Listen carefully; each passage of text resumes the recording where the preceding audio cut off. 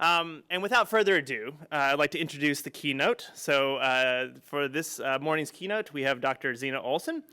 Dr. Xena Olsen is a cybersecurity professional focused on cyber threat intelligence at a Fortune 100 company. She enjoys discussing all things cyber threat intelligence and can be found in various threat intelligence sharing groups, such as Curated Intel.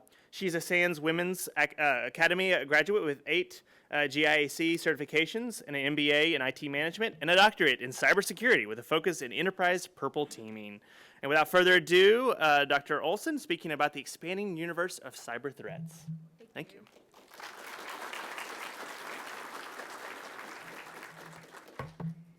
All right, just give me a couple moments to get set up here. Woohoo, it worked. I get speaker notes. How exciting. This is gonna be kind of rough looking at a cell phone.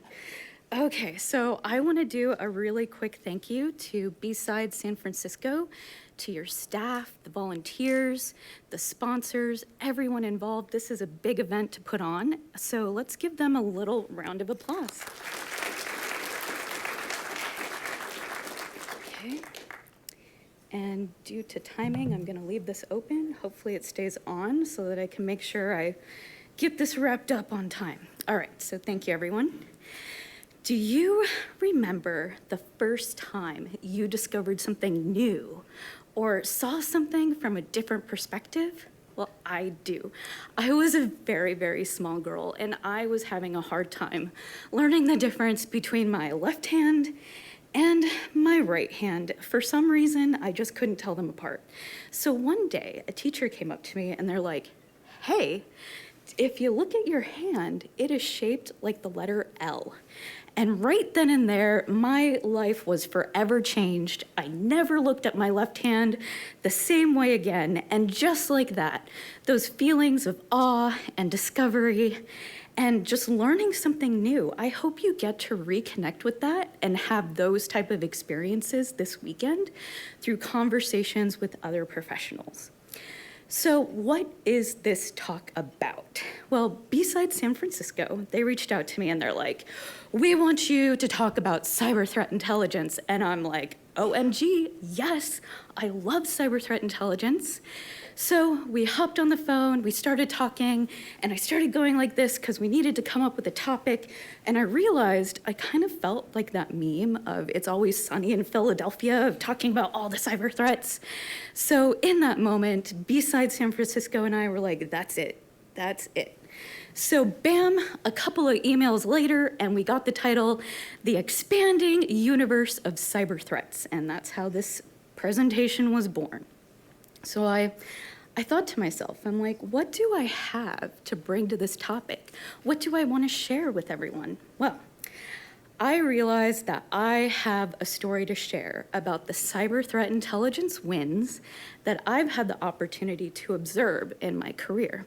So y'all get to hear about that. And I also wanted to encourage people to engage their internal cyber threat intelligence team or CTI team. And if you don't have one, to possibly think about standing up your own cyber threat intelligence function. So if you're like me, you think about the problem of the expanding universe of cyber threats. And you're like, man, there's just so many. Every single week, every single Patch Tuesday, something new is coming out. And so you think about the limitations of either people, process, technology, and you're like, all right, there's no way in the world I can address all of these cyber threats. So with that, I want to challenge you to look at the expanding universe of cyber threats as an opportunity. And what I hope you get out of this talk is inspiration to explore new or existing things from a different perspective and to discover something incredible. So I heard from a friend that in space, no one can hear you scheme, except for lawyers. So with that, I'm here in my own individual capacity. I'm not speaking on behalf of my employers. Everything I say, do, any vendor I mention is solely my opinion. All right, hopefully that checked that box.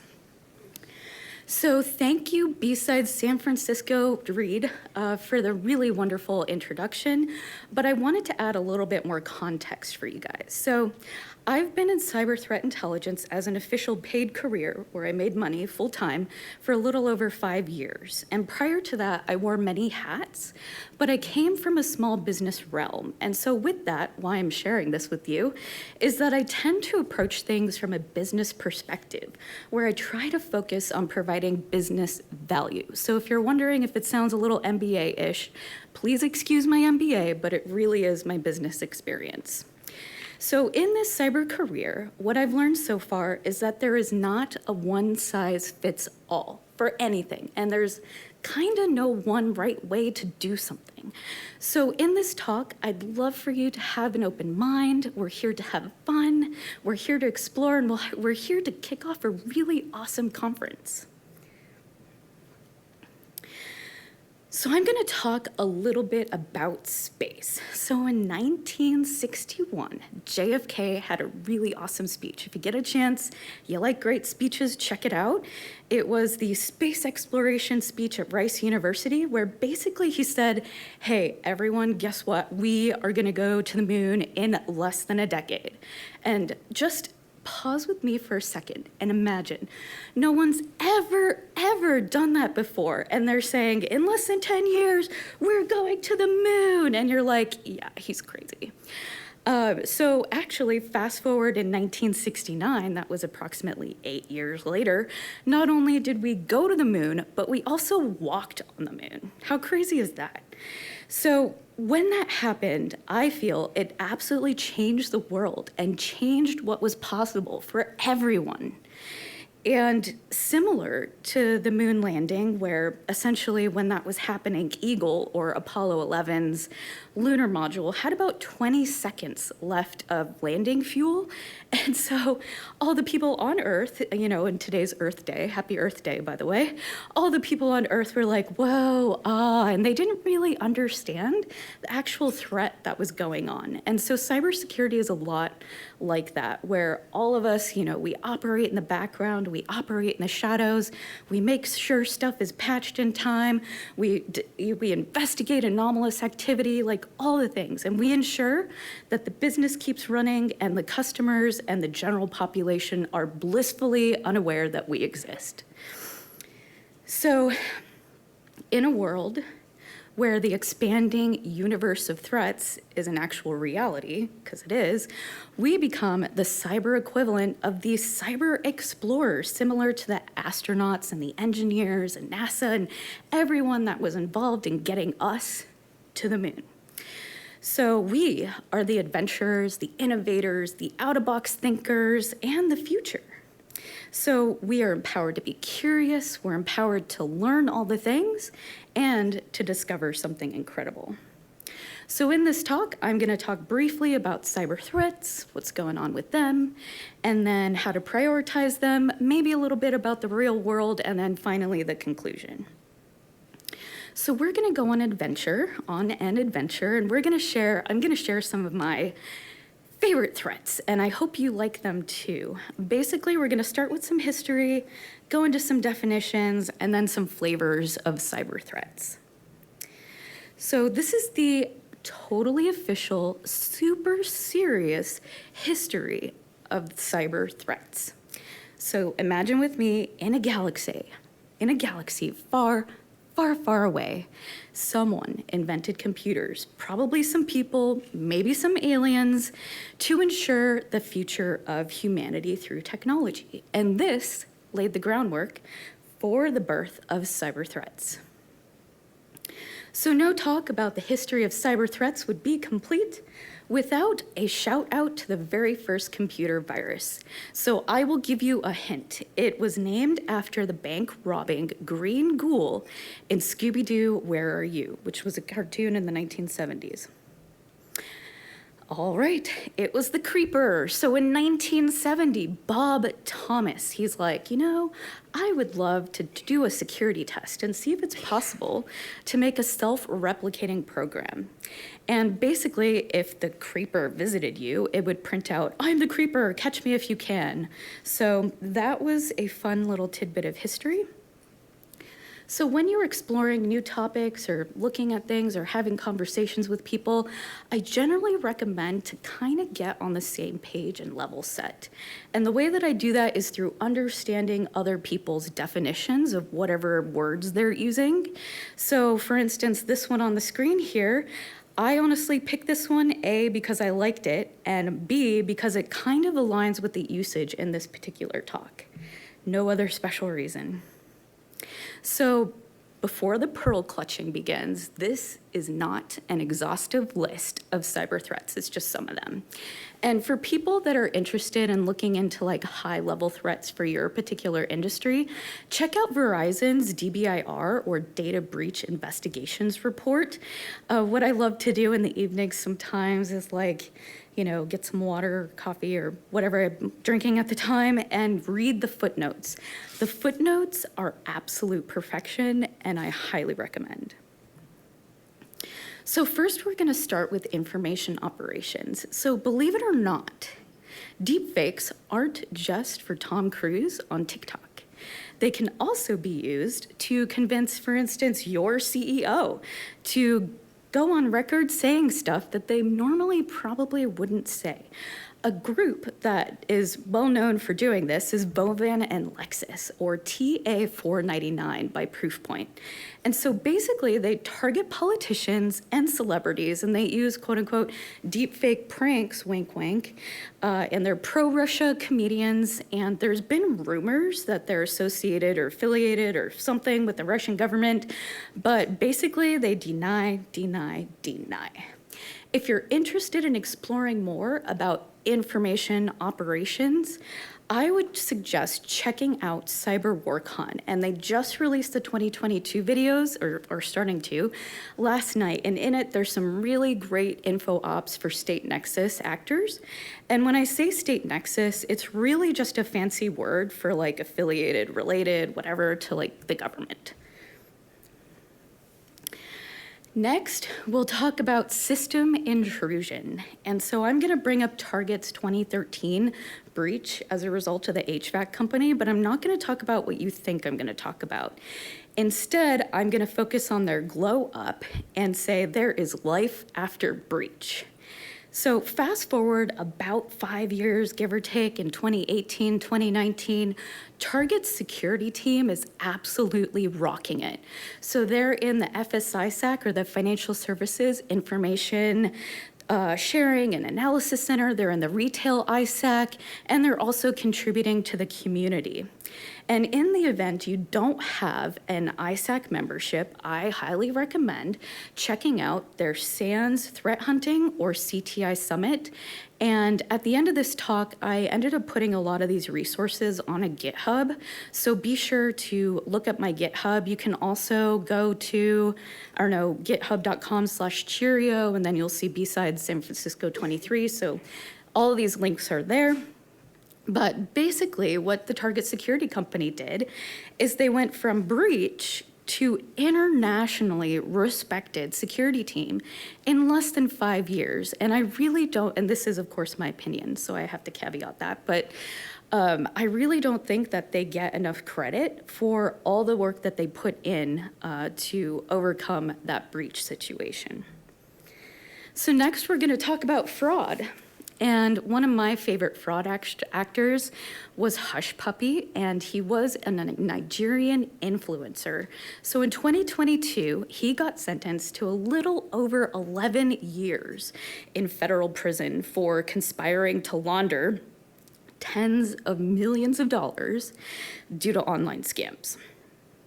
So if you get a chance on Google Photos, if you just type in Hush Puppy, you'll see Instagram photos. He absolutely loved flaunting his wealth and his love for luxury. I personally saw it as a really easy collection vehicle for the FBI, but what do I know? But check it out, it's very out there. So next, we're gonna talk about supply chain, and this one's a fun one. I think everyone in this audience might be aware of the supply chain reaction, or where one supply chain compromised enabled another supply chain compromise.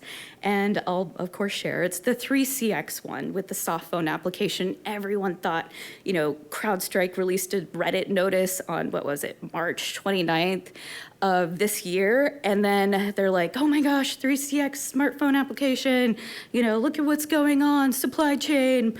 And then on April 20th, just a couple days ago, Mandiant's like, hold up. We found patient zero, and it happens to be an application by Trading Technologies. So Trading Technologies, breach or whatever issue with that, with the backdoor, and then we have 3CX. So just a little tidbit, they think it was attributed to DPRK or North Korea, either espionage activity cluster or group, but depending upon which vendor is your flavor of choice. And finally, I just want to bring up a really important one that gets overlooked a little bit, and it's romance scams. In 2021, the FBI said that there were over $1 billion in losses. To me, that's a lot of money.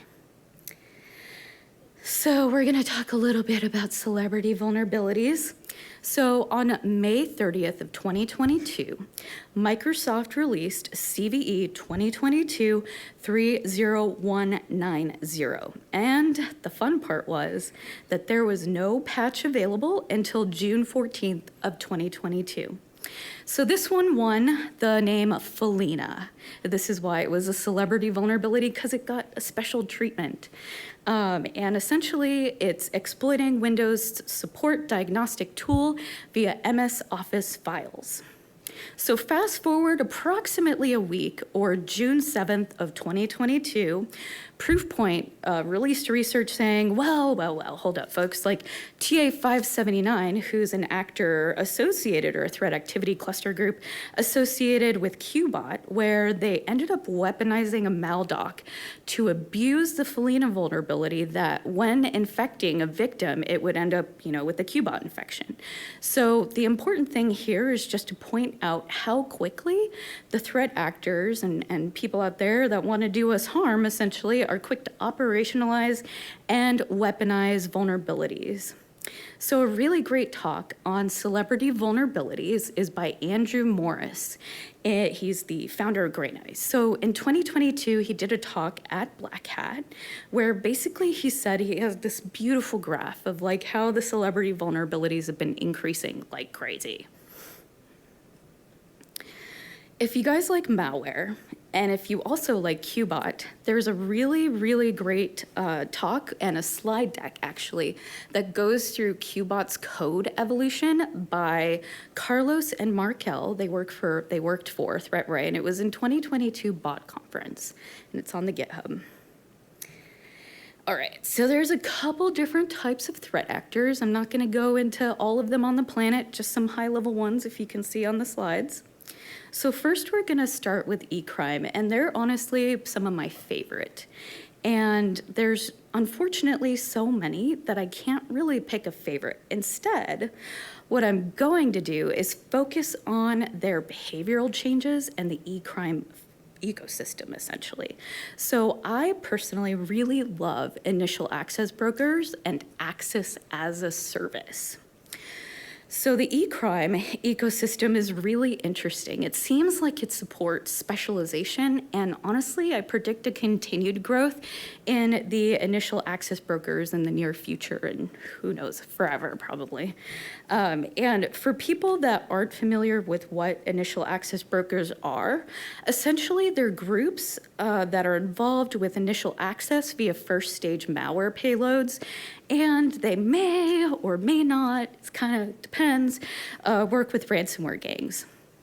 And just as an aside, for people that love e-crime as much as I do, there's a conference, it's actually in May, it's called SleuthCon. I'm wearing their little pin, you know, not sponsored unless you count the pin sponsored, but it's a really awesome conference where leading professionals within the industry share all the things about e-crime, so I definitely would recommend checking it out.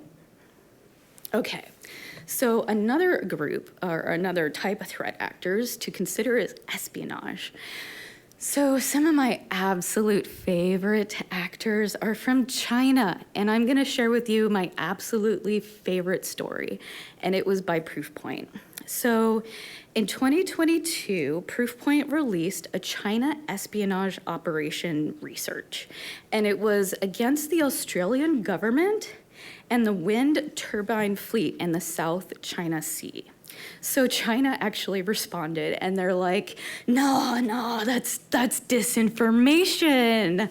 You know, Proofpoint's just acting like the white gloves of the US government. You know, hashtag ignore. Proofpoint has absolutely, quote unquote, no professionalism or credibility. And let me tell you, the researchers that were involved with that, it was probably my absolute, like one of my absolute favorite moments in like the back channels and the Twitters and all of that of like, for me, if China publicly criticized my research, I would be like, boom, I made it. Like I would add it to my resume. I would be bragging about it. I'd be like, guess what? You know, China thinks I'm unprofessional. So, and it was Michael Raji. So he actually had his talk from Cyber WarCon where he goes into very intricate details released the other day. So I would highly recommend checking it out. It's an absolute delight. So yeah, favorite story. The next one are insider threats. So I had to, of course, drop this mention of the 2020 Tesla employee bar incident, where basically they were approached to help a ransomware gang somehow magically get software on the network for a huge payout. So that's a fun story. Another one is dating apps and how investigative journalists are using dating apps and getting industry professionals like me or yourselves to go out on dates and then get recorded and ask questions about the company that may or may not be true. So that's a fun one. And then the other one that I do have to bring up that's also fairly recent is the admin of the Thug Shaker Central Discord server that ended up sharing confidential information. So what I predict in this particular arena is basically there will be continued use of inventive ways to exploit normal human interactions. So that's like dating, online gaming, and all those chats, that go on. And also too, I'm gonna add this in, spycraft, but spycraft that happens to leave cyber breadcrumbs. And I'll leave that up to you I'll let you connect the dots. So the next one is hacktivists. So one of my favorite examples of hacktivists are the Russia-Ukraine conflict. Not that Russia-Ukraine conflict is awesome, because I think it's very sad, but when that came out, you had hacktivists supporting the Russians, and then you had hacktivists supporting Ukraine. And a really great way to stay on top of all of that is the Cyber No blog. And on Twitter, they have the handle CyberNo20, so definitely check that out. The next one is terrorism. And it's not gonna be the terrorism that you think. I am actually gonna speak to domestic terrorism and extremists in the United States. So I feel that they're gonna target, potentially, critical infrastructure to basically further their objectives. And I predict that they will continue recruiting insider threats and possibly do a little hacking. But I have to caveat this, that I am by no means an expert in this realm. I am a bystander. It's just stuff that I'm observing and all the stuff that I'm reading and the back channels and all of that.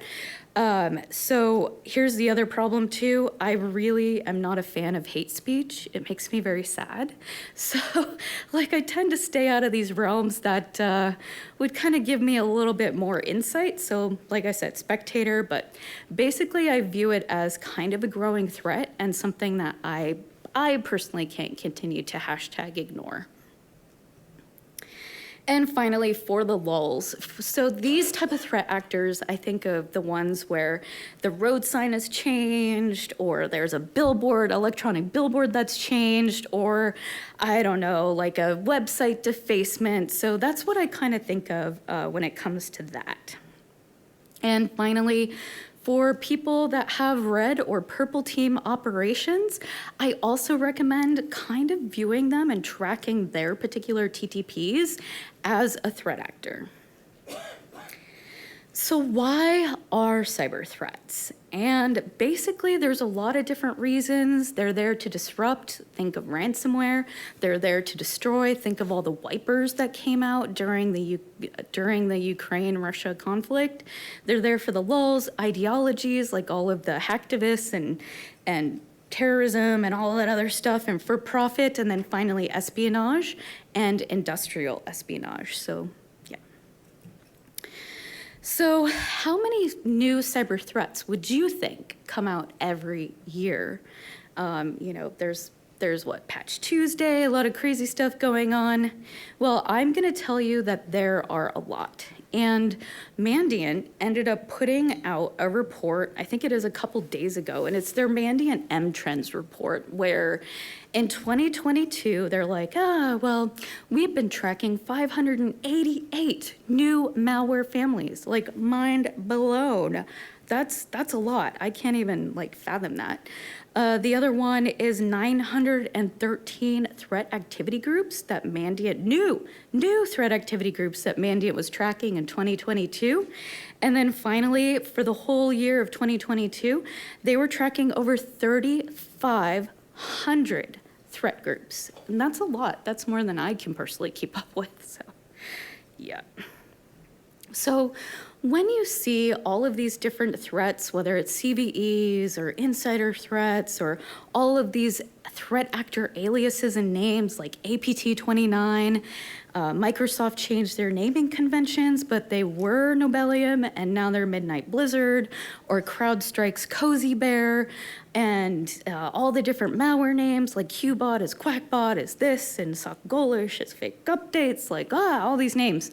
But at the end of the day, they're all just cyber threats. And I kind of feel like the Ancient Aliens guy where I'm like, cyber threats.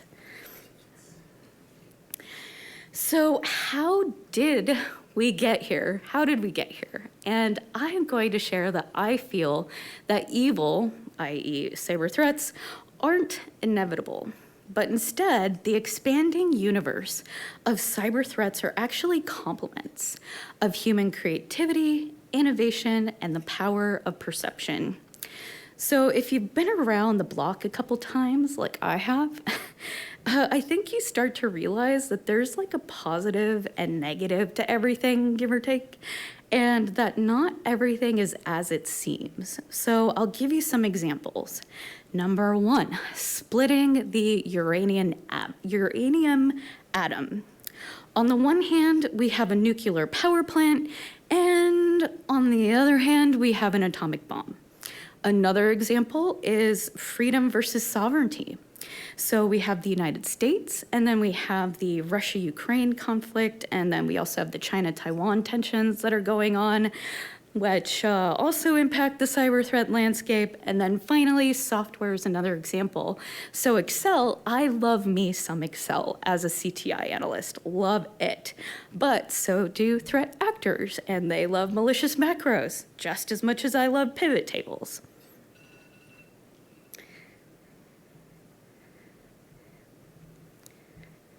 All right, so now we're gonna get into different perspectives, and Sherrod is the absolute GOAT. I adore her, I love her, I wanna be her when I grow up, she's super cool. So when you're thinking about being a cyber defender, you're doing good for your employer and possibly other companies, on and on, you're the hero, right? But when you think about the threat activity groups and threat actors, you're actually the villain in their story because you're burning their infrastructure, you're giving, the world a heads up hey, China's up to no good in the South China Sea, right? They're oh no, that's not happening, They're not happy. I mean, if my joy in the morning essentially is getting up and what can I do today? How can I make their lives absolutely miserable? I am definitely their super evil villain, basically. So I'm gonna do a really quick story And this has to do with December 17th of 2019, Citrix released a workaround for CVE 2019 19781. And basically there was no patch available for a little over a month. Basically, exploitation resulted in an unauthenticated remote code execution. And I can tell you, right before a long holiday weekend, those are the absolute worst 4 words you can hear on the planet. So companies had to make a decision. They had to either recall people from a holiday, deal with all the political issues related to change freezes, depending upon what company you're working for, and get people to apply the workaround or not. So fast forward approximately 30 days, and Mandiant ended up releasing a report regarding APT41, and they were doing probably the largest and broadest campaign that APT41 has ever done of exploiting all the things. So APT41, in case you don't know, they're a Chinese espionage group, but basically, if you had a cyber threat intelligence analyst or security professional, they were able to give the company a heads up and be like, yo, this looks bad, we should probably do something about it. And basically, you become the villain in APT41's story because you block them from fun and profit. So now we're gonna get into basically how to prioritize the cyber threats. As the universe is expanding, so are the cyber threats. So how do we decide what to focus on? Cyber threat intelligence to me is a lot like discovering threats, exploration, and almost 100% of the time, I feel it's kind of leaning into your curiosity and seeking something incredible. And if you're lucky, wink, wink, it results in really interesting findings. So these are some things that I like to think about when I'm in the process of creating an RFI or responding to an RFI for one of my stakeholders, and actionable is a really big word here because it's super important. So some of my favorite stakeholders are, of course, SOC, all of them are, but SOC, vulnerability management, and threat hunting. An example of one of the RFIs from vulnerability management is basically, they're like, hey, CTI, we have so many vulns, I need your help to prioritize what to patch. So how we do that? We look for proof of concept code, targeting any CVEs that are relevant to our organization. We look for exploitation in the wild, and basically that helps prioritize patching. Oops, my bad. All right. The other thing that we use when we get an RFI or are doing our cyber threat intelligence work is the cyber threat intelligence lifecycle. And this just gives you an idea. Sometimes the RFIs that we get, they're pretty broad. And we need this because essentially sometimes cyber threat intelligence can kind of be like choose your own adventure. Finally, cyber threat prioritization. So I personally really love to use the internal attack data. I love to look at the malware that's hitting the organization and different types of threats. And I use that to start building the threat landscape with a bunch of the other stuff up here, including incidents and known targeting. Sometimes threat actors will be like, tee-hee, we wanna pwn your company, insert your company's name. So of course they get slapped onto a threat landscape. And then of course, third-party compromise. So intelligence sharing is also vitally important in cyber threat intelligence. If you get a chance, I highly recommend joining the ISACs, or Information Sharing Analysis Centers. That's where professionals from particularly your industry, but there's a lot of different industry ISACs. They get together and they share intel and they share what's up with the threat actors and IOCs and all the things. So some of the other really great examples is SolarWinds. I'm sure everyone in this audience is familiar with SolarWinds, where Mandiant gave people a, yo, heads up, Russia's up to no good. And we of course have the 3CX and trading technologies, supply chain reaction that was recently recent. Really another great example is Log4j, where all of the security professionals across the world essentially got together to support one another through figuring out what the Log4j is and how to defend against potential exploitation. And then finally, I have to do a shout out to WannaCry with Malware Tech, or Marcus, sharing the quick kill switch with everyone. So I'm going to talk a little bit about structured analytic techniques, and it was started in the intelligence community, and there's an actual whole book with that name, essentially. And so for intelligence analysis analysts, the structured analytic techniques help with actually performing the analysis, because essentially our working memory is give or take 7 plus or minus 2 items. So a really good example of structured analytic techniques is the analysis of competing hypotheses.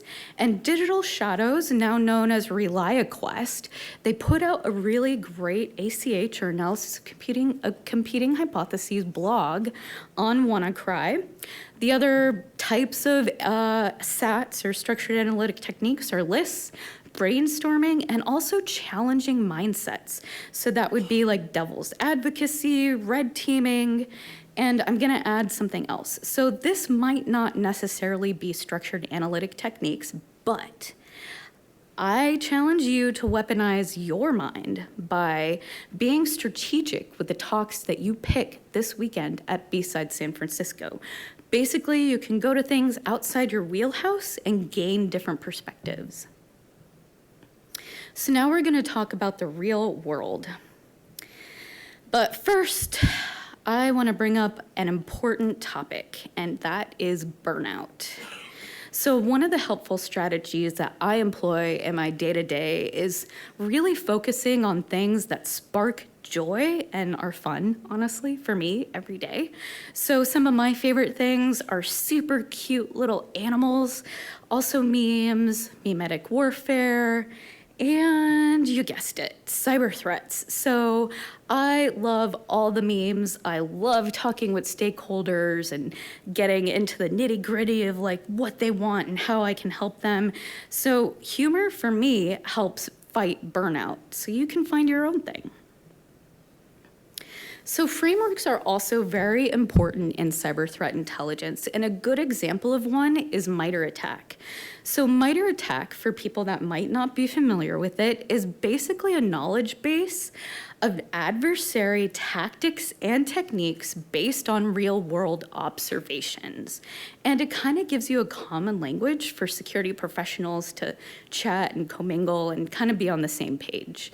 So tactics generally refer to the why of an attack technique, and techniques refer to the how of an attack technique, and then procedures give you a very detailed rundown of what's going on with that. Couple different ways to explore procedural level information. I'll just shout out one is a red team blog. So we have John Hammond in the audience here. I love like all the red team everything. I learned so much from them, even though I'm not a red teamer myself. Like I absolutely adore them. So you can learn a ton from them, blue teamers. Just saying. Okay, so here I'm gonna run down an example of, let's say you have an email, a malicious email, but you can't get the sample for whatever reason. So kind of how the attack path works with this is you have an HTML attachment that drops a password protected zipped ISO that contains an LNK file that uses CMD to start QBot. So what do? You don't have the sample? Off to virus total. And if you have VTI, you're super lucky and you can grab the sample. Otherwise, off to the Twitters. So basically, you obtain the compressed parent ISO and you extract it. This is just, me extracting it. And then you run strings on the contents, the really super special Uber strings, right? Then you compare the old sample that you have that was in the environment to the new one that was available in the wild. And then you can see your detections and see if you need to build more robust detections, more resilient detections based on whatever changes they made. So this is one way that you can improve the security posture at your organization through cyber threat intelligence. So now we're gonna close out this talk. So I talked about a lot of different cyber threats, and basically threat actors are going to use what works. And guess what? They're gonna continue using what works, and then we make that not work, and then they find something else that'll work, and then it's a never-ending cycle of getting good at what works currently. And I know that this sounds really super basic, but I feel it's an opportunity for us to get really good at whatever is working in the current moment to, use the ban hammer for any type of threat actors to get into your network or do things that you don't want them to do, essentially. So looking back at the past 5-ish years of my cyber threat career and the observations that I made of CTI wins, I smile. I smile because of the hardworking professionals that discovered many incredible somethings and followed their curiosity to help protect their organization and other organizations. And while I may never get dragged or get super shade from China publicly, I'd like to think that at least I make the cyber world a little bit of a safer place. So I hope this talk inspired you to either engage your internal cyber threat intelligence team, maybe onboard a function, and to discover your something incredible this weekend at BSides San Francisco. So thank you for spending time with me today, and I'll leave you with this question. How are you going to expand your understanding of the cyber threat universe this weekend? Thank you very much, and end scene. I'll take questions. I have a minute and 30 seconds for questions, if anyone has any. If not, I'll be out in the hallway as well. I thank everyone for your time, and I hope you have a great conference.